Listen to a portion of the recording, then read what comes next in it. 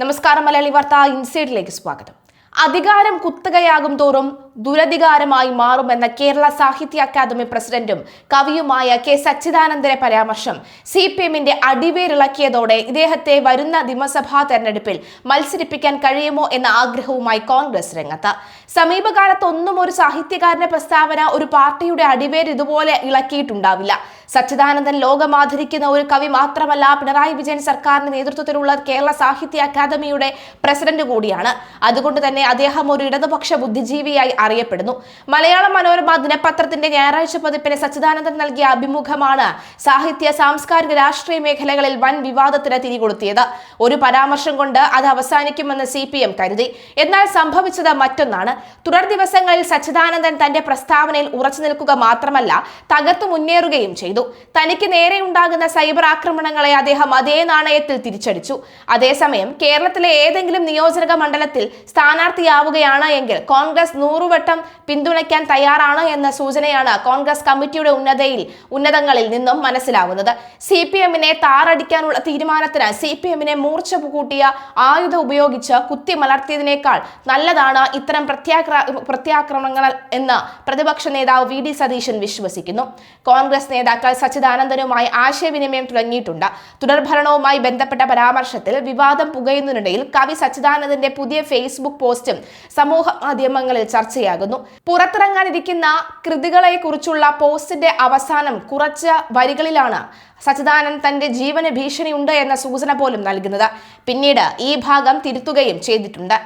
Jail കഥകൾ പുരോഗമിക്കുന്നു, 3 എണ്ണമായി, ചിലത് തീരെ ചെറുത്, എങ്ങോട്ട് പോകുന്നു എന്ന് നോക്കാം, ഒരു കഥാസമാഹാരം, ഒരു കവിതാ സമാഹാരം, ഒരു ലേഖനം, പ്രഭാഷണ സമാഹാരം, ഇത്രയുണ്ടേക്കും. കൊല ചെയ്യപ്പെട്ടിട്ടില്ല എങ്കിൽ ഞാൻ പുറത്തിത് ഇറക്കുമെന്നായിരുന്നു ആദ്യം ഫേസ്ബുക്കിൽ പങ്കുവച്ച കുറിപ്പ്. എന്നാൽ 15 മിനിറ്റിനുള്ളിൽ പോസ്റ്റ് തിരുത്തി കൊല ചെയ്യപ്പെട്ടില്ല എങ്കിൽ എന്ന ഭാഗം ഒഴിവാക്കി അതിജീവിച്ചാൽ എന്ന് മാറ്റുകയായിരുന്നു. പോസ്റ്റിന് കീഴിൽ നിരവധി കമന്റുകളും പ്രത്യക്ഷപ്പെട്ടു. സച്ചിദാനന്ദന് പിന്തുണ പ്രഖ്യാപിച്ചുകൊണ്ടുള്ളതാണ് കമന്റുകൾ ഏറെയും. തുടർഭരണം എന്ന ലക്ഷ്യത്തിലൂന്നി ഇടതുപക്ഷം പ്രചാരണം ശക്തമാക്കുന്നതിനിടയിലാണ് തുടർഭരണം പാർട്ടിയെ ദുർബലപ്പെടുത്തുന്നു വാദവുമായി സാംസ്കാരിക നായകൻ രംഗത്തെത്തിയത്. സച്ചിദാനന്ദൻ ഇക്കാര്യം പരസ്യമാക്കി തന്നെയാണ് പറയുന്നുണ്ടായിരുന്നത്.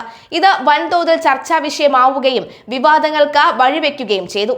CPM നേതാക്കൾ സച്ചിദാനന്ദനെതിരെ പ്രതികരിച്ചു.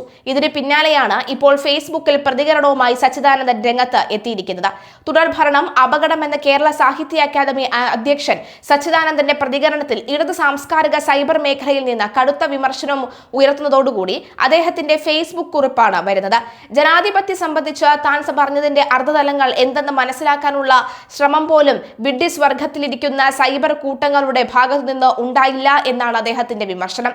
ഈ കുഞ്ഞന്മാരുടെ, അതായത് ലില്ലിപുട്ട് ലോകത്തെ കുഞ്ഞന്മാരുടെ ശബ്ദ കോലാഹലങ്ങളിൽ താൻ പറയാൻ ശ്രമിച്ചതിന്റെ രാഷ്ട്രീയ മാനങ്ങൾ മാഞ്ഞ് വെറും കലഹങ്ങളായി ചുരുങ്ങിയെന്നും അദ്ദേഹം കുറിച്ചു.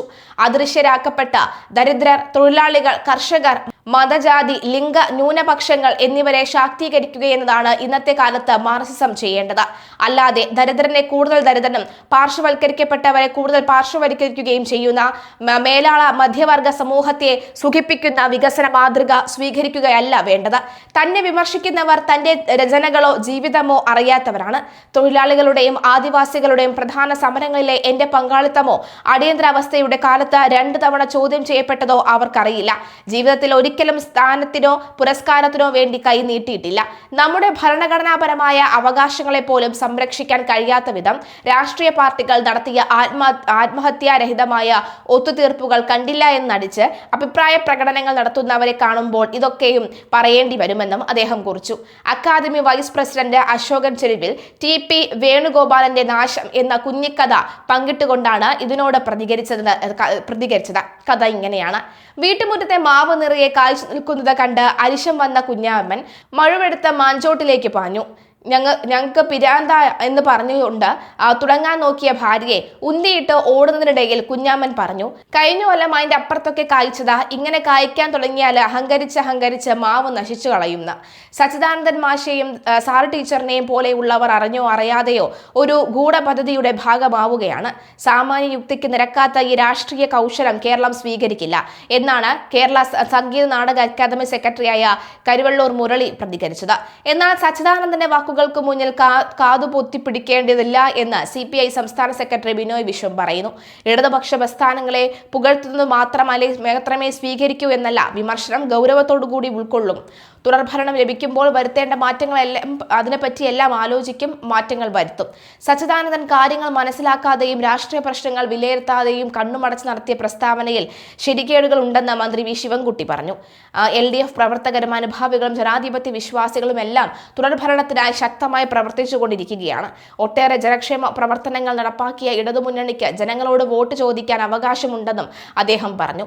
ഇടതു സർക്കാരിന് തുടർഭരണം നല്ലതല്ലെന്ന് സച്ചിദാനന്ദൻ നടത്തിയ പ്രതികരണം തിരിച്ചടിയായേക്കുമെന്ന വിലയിരുത്തലും നീക്കവും ഒക്കെ തന്നെ നടക്കുന്നുണ്ട്.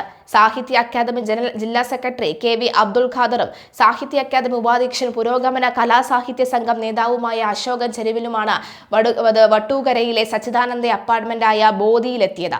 സച്ചിദാനന്ദൻ ചൊവ്വാഴ്ച നിലപാട് ആവർത്തിക്കുകയും CPM സൈബർ വിഭാഗം ആക്രമണം ഘടിപ്പിക്കുകയും ചെയ്തതിന് പിന്നാലെയായിരുന്നു സന്ദർശനം.